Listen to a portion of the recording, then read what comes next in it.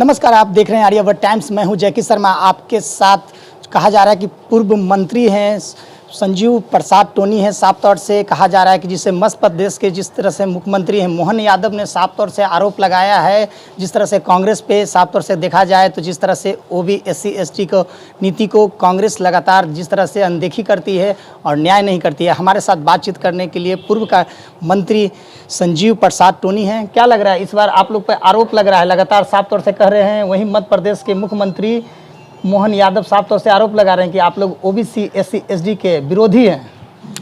ऐसा है, देश आज़ादी के बाद जो स्थिति SC ST OBC का था उसके स्तर को कौन ऊंचा किया? मोहन यादव जी को लगता है ज्ञान नहीं है, और आज कांग्रेस नहीं होता इस देश में ST SC का बोलबाला नहीं होता। आज जो सुविधा कांग्रेस ने दिया है उसको हम लोग भूल नहीं सकते। भीमराव अंबेडकर जी का संविधान, पंडित जवाहरलाल नेहरू जी का प्रधानमंत्री, और महात्मा गांधी ने इस देश में कहा कि जो दबे कुचले लोग हैं उनका स्वराज कैसे होगा। ये कल्पना थी कांग्रेस का, और कांग्रेस के समय आयोग बना था, ये हरिजन आदिवासी आयोग बना था, पुनिया साहब अध्यक्ष थे। जो भी अत्याचार अन्याय होता था उसका काफी मुस्तैदी से उसकी जांच होती थी, उस पर कार्रवाई होती थी। मगर भाजपा मोदी साहब देश के प्रधानमंत्री हैं, गला से चिल्लाने के सिवा दूसरा इन्होंने कोई न्याय का काम नहीं किया। जो आयोग बने थे कांग्रेस के समय उस पर अत्याचार अन्याय उनके मोहन यादव तो साफ तौर से आप लोग पे आरोप लगा रहे हैं कि आप लोग OBC SC ST के विरोधी हैं। साफ तौर से आप लोग मुसलमान के लिए सोचते हैं, कांग्रेस मुसलमान के लिए एक पक्ष के लिए है। ऐसा है कि कांग्रेस का इतिहास पत्रकार महोदय देख लिया जाए जी। हमारे साथ कौन लोग थे, हमारी सरकार इतना दिन रही, उसमें हरिजन ST OBC का व्यापक समर्थन रहा है कांग्रेस का। जब हम कार्यक्रम नहीं देते, आज दलित का बेटा, आदिवासी का बेटा IAS IPS हुआ है, ये क्या मोदी जी करवाए क्या? ये कांग्रेस का प्रावधान नहीं रहता, बाबा साहब का आरक्षण नहीं रहता, तो ये होता क्या? मोदी साहब ने कौन सा काम 10 साल में गरीबों के लिए, हरिजनों के लिए, OBC के लिए किया है? सिर्फ भाषण वो लच्छेदार देते हैं। प्रधानमंत्री बिहार दौरे पे आ रहे हैं, क्या लग रहा है इस बार जनसभा भी 15 को कर चुके हैं, क्या लग रहा है इस बार समीकरण क्या बन रहा है, क्यों आ रहे हैं प्रधानमंत्री? देखिए, ये इस राज्य गरीबों का राज है बिहार जी। और बिहार में गांव गंवई में लोग बड़े ऊब गए हैं, और इनके झूठा वादा से ये नहीं चलने को है, और लोग समझ गया है गरीब लोग ही लड़ाई लड़ रहा है। ये पॉलिटिकल पार्टी के लोग नहीं लड़ रहे हैं, जनता लड़ रहा है। भारतीय जनता पार्टी के जो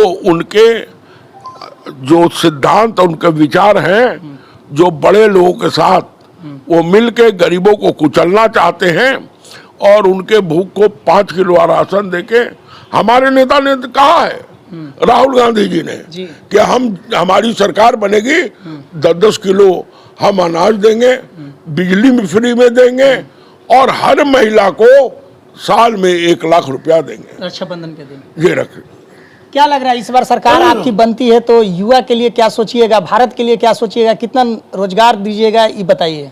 देखिए, हमारे नेता ही कह रहे हैं राहुल जी कि व्यापक नौकरी भारत सरकार में दिया जाएगा जी। और इन्होंने तो आप देखे होंगे कितना आंकड़ा, इस बार तो कहा जा रहा है कि प्रधानमंत्री बोले थे कि 1 साल में हम 2 करोड़ नौकरी देंगे। आपकी सरकार बनती है तो आप क्या करिएगा, ये बताइए। हमारा करोड़ों लोगों को इस देश के पूरे जगह हम करेंगे। और जो इन्होंने गवर्नमेंट का कार्यक्रम था, उन्होंने क्या किया, सारा जगह जो हमारी संस्था थी उसको इन्होंने तोड़कर प्राइवेटाइजेशन किया है।